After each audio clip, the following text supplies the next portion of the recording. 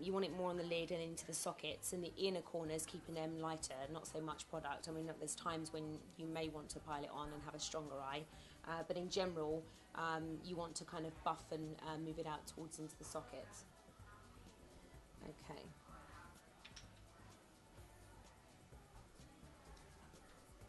And close. Okay, so I'm just using an angled brush now, again with some black liner, and I'm going to take it into the roots of the lashes.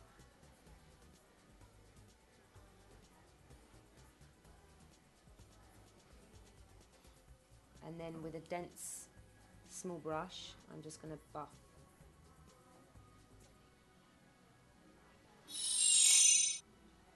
Some people find it hard to kind of go into that angle of the eye themselves. So if you look to self-injection. Yeah. Okay, and close.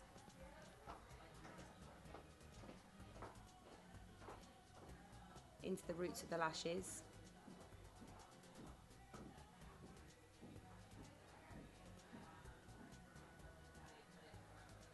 And then buff.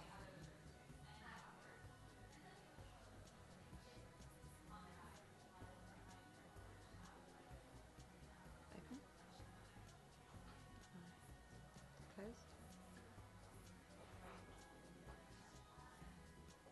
Open. And look over this side. And look down. Me. Look up.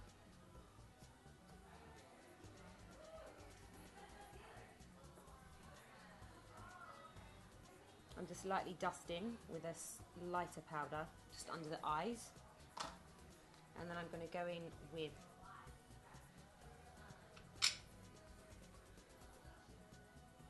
the angle brush again underneath the roots of the lashes of the eye, and look up.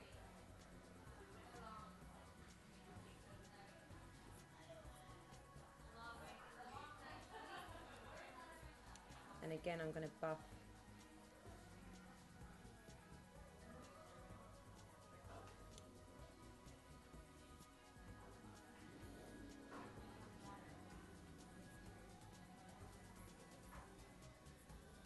Chin to me, this way, and look up.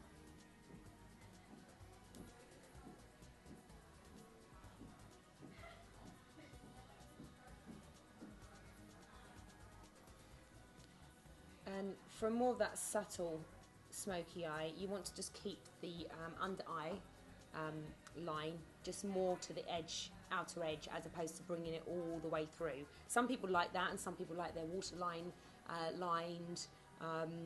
If you do that though, it will close the eye up. If you eyeline the waterline, if you want to make your eyes look big, keep the waterline free of any. I mean, some people use the white liner and the look up. Well, I have massive eyes, so. Yeah, you don't need that. Look up. And that's generally just used for like fashion shoots and things like that, more editorial, when they really want to make the eye pop, and they draw the inside with white or like a cream.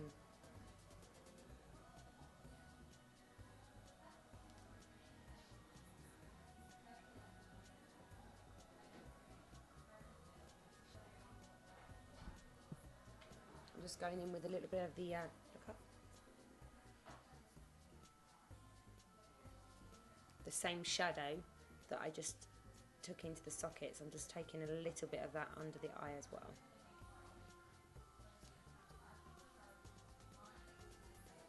Just to soften the black up.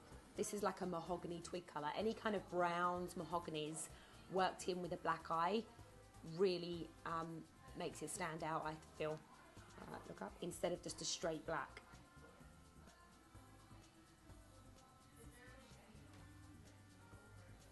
Even like coppers and bronzes as well, like worked in, can look really pretty. Okay, so now I'm going to start with mascara to finish off Morgan's eyes. Again, we've gone in with a subtle smoke and mirrors look. You can enhance this by putting more into the sockets if you want, like more of a dark black, mahogany, and then obviously you can do lots of, you can highlight the brow bone, there's all sort of things you can add to it, but for a subtle smoke and mirrors, I think this is looking great on Morgan's eyes. I agree.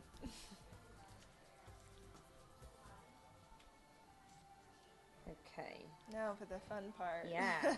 Your lashes are great as well. So, and just the way you're looking is perfect. And so, I like to really manipulate the lashes and go into the roots and almost do a zigzag motion back and forth with the wand, and then bring up. So you're doing like a zigzag and then bringing up, zigzag and then bringing up, kind of really working in and almost curling the lashes without having to use an eyelash curler. And a good tip as well, I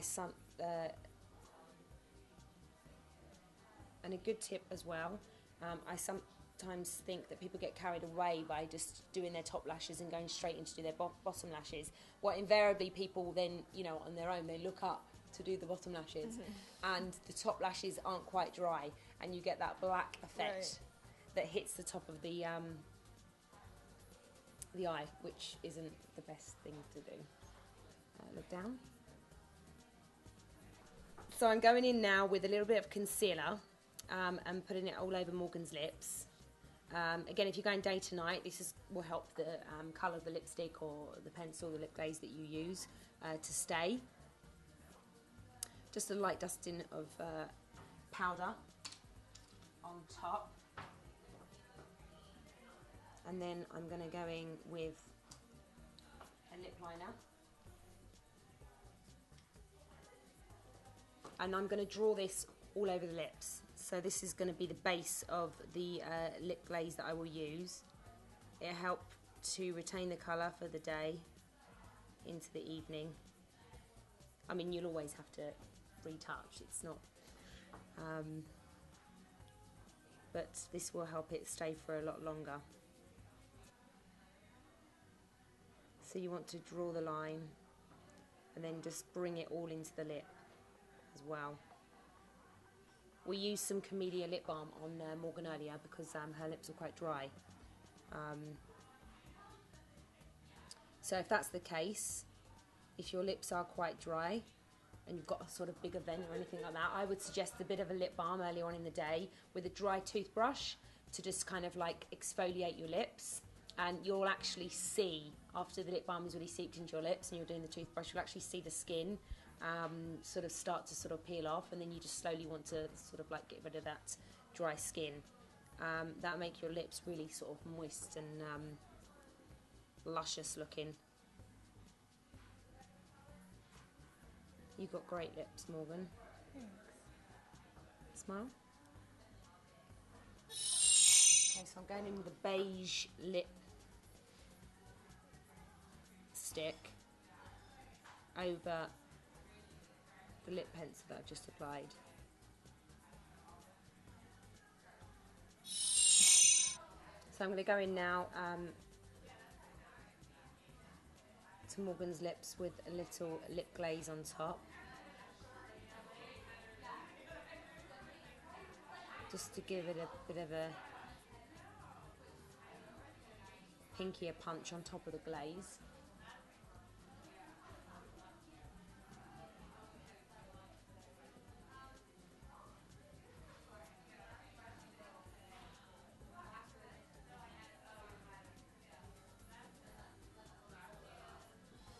Okay, and then I'm going to finish off with the mascara to the lower lashes. So look over there and look up, and you can still blink. And with this, I just brush back and forth, stay looking up. I brush back and forth, and then you can just do this with a Q-tip. I'll show you with a Q-tip and thingy. But I'm going to use just a dry mascara wand, and I just go back and forth again. But this has got no product on it. It's just to take out the excess bits of product that gets sometimes caught up in the bottom lashes. I also find a really good trick for the lower lashes. Look up, and I'll show you just now. is to spray a Q-tip with the end of a Q-tip with some water. And so you don't get the telltale marks that some people, so spray a Q-tip with some water and then literally just brush along the bottom of the lashes. And this will just take off just the tip of the black. Some people like, you know, start looking down and you get those black little dots. So I find this kind of really helps.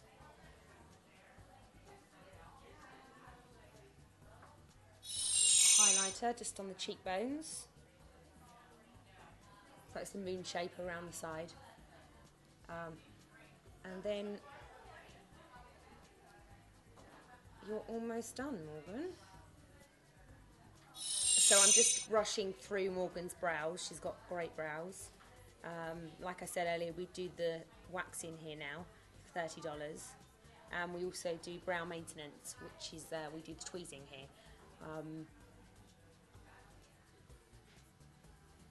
But Morgan's brows are great, so you just brush them through with a clean mascara wand. See? Do you prefer a pencil or to use powder to define brows? So if I was going to do define brows, I would use an angle brush. I would use a dark powder. I'd never use pencil. And I literally would fleck in the areas that needs it, unless you're going for that really dense kind of drawn in brow look, which is invariably not needed unless you're doing a shoot or you want that kind of real strong brow. Then you just fleck in the areas that's needed, and then that's it. It's almost like drawing in an individual brow each time you do it, so you want it very subtle. So I can do a little bit quickly now on yours. So I'd fleck in a little bit on this side, and you want to keep to the actual natural shape of how they grow.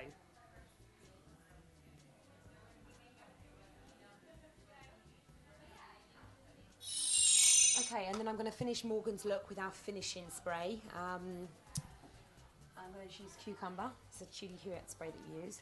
And just relax. It's just going to be a couple of sprays. And this will help set the makeup. It will refresh it, rehydrate it, help set it for the day. And it's smells really good.